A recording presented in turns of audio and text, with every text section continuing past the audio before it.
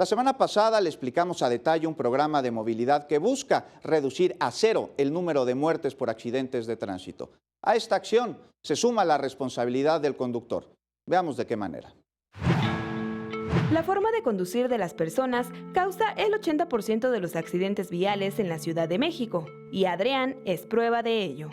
Venía yo acercándose a los 190 kilómetros por hora, sin utilizar el cinturón de seguridad y hablando por teléfono celular. Y el auto, pues bueno, empezó a dar vueltas sobre su propio eje, se perdía el control. Pero yo no tener cinturón de seguridad, salí expelido por la ventana del copiloto, rodé con el cráneo en el asfalto y me impacté con la parte izquierda del cerebro en un árbol.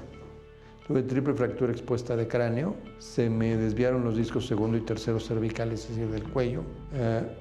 Y por el impacto y la velocidad del impacto, de inmediato caí en estado de coma. Desafortunadamente no todos corren con la misma suerte y en ocasiones los sectores vulnerables resultan los más afectados. La primer causa de muerte de niños de 5 a 14 años son los incidentes viales.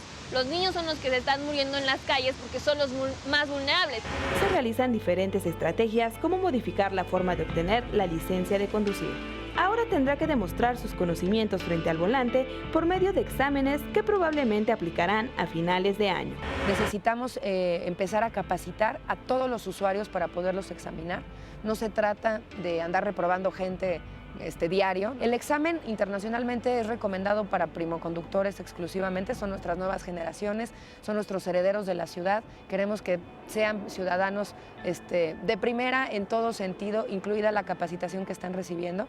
Sin embargo, sí queremos que se capaciten los de la renovación, sin examen de por medio, pero sí con una capacitación como parte de su proceso de renovación. Además de ello, se firmarán convenios de colaboración a nivel federal para el intercambio de información que facilite la implementación adecuada de la licencia de conducir por puntos, establecido en el actual reglamento de tránsito.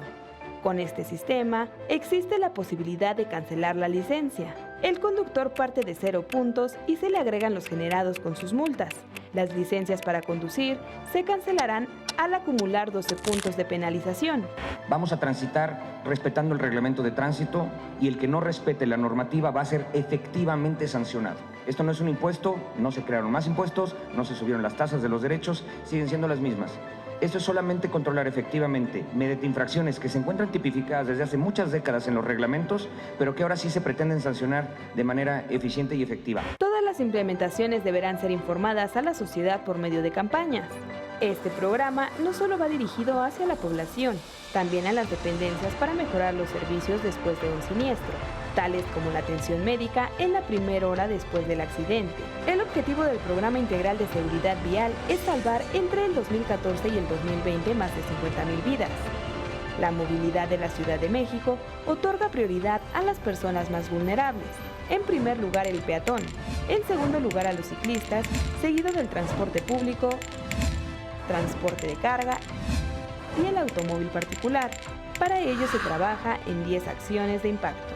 La subsecretaria de Planeación de la Secretaría de Movilidad Capitalina, Laura Ballesteros, informó que con estas acciones se pretende reducir el 35% de siniestros en esta administración y que hasta el momento con estrategias como el nuevo reglamento de tránsito, las fotomultas y el alcoholímetro han disminuido en un 18%. La Secretaría de Seguridad Pública, la Secretaría de Medio Ambiente y la Secretaría de Movilidad serán algunos de los órganos que aplicarán el programa en el 2019. Sin embargo, será la siguiente administración quien tenga el compromiso de continuar para llegar a visión cero como se pretende.